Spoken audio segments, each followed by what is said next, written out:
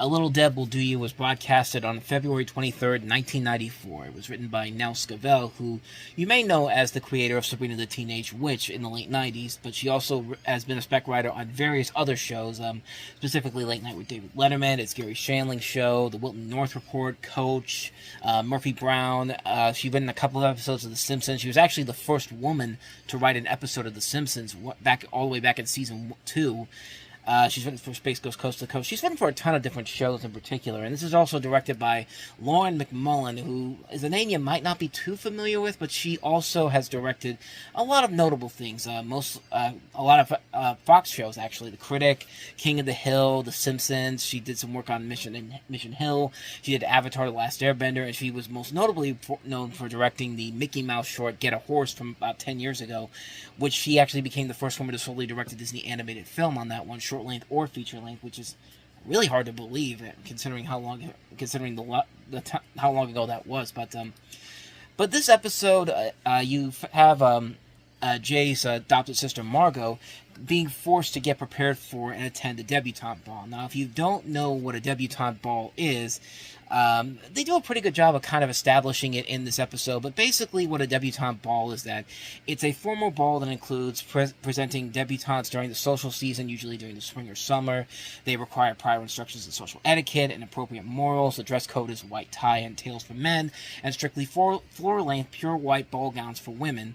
Long white gloves are commonly worn by female debutantes and are often considered a symbol of upper-class femininity, which it kind of explained here in this particular episode here, but you also have Jay getting into a ratings war with pretty much the Barney equivalent of this universe, Humphrey the Hippo, which is funny because later on down the road, they actually do mention that Barney does already exist in this universe because he's played by Marlon Brando in a Barney motion picture, which opens up so many questions, but that's not the point I wanted to make with this episode, but after the last episode kind of dropped the ball in the second half, it's good to know that this one returns to a bit of a form in this particular episode. It's a really good, solid, and well-written episode for about 20 of the 22-minute runtime. The last 2 minutes, I will say this, again, they're not bad in particular, but it just doesn't get the right amount of laughs I think they were trying to go for, and there's this twist that happens with one of the subplots where if you watch carefully, you can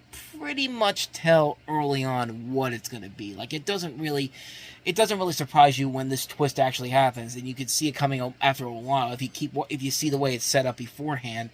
And again, it's not something that kills the episode as a whole, but other than the last 2 minutes, this is a really good episode. It's really funny, really well done, and Margo being the main focus of it. I like the relationship that Jay and Margo have in this, because it's a very unusual brother-sister pairing that you see in most animated shows. Like, I like the fact that, like, you know how in The Simpsons, Family Guy, and Bob's Burgers, it's everyone's brother and sister, but they're the typical brother and sister to one another, where they mess around with each other.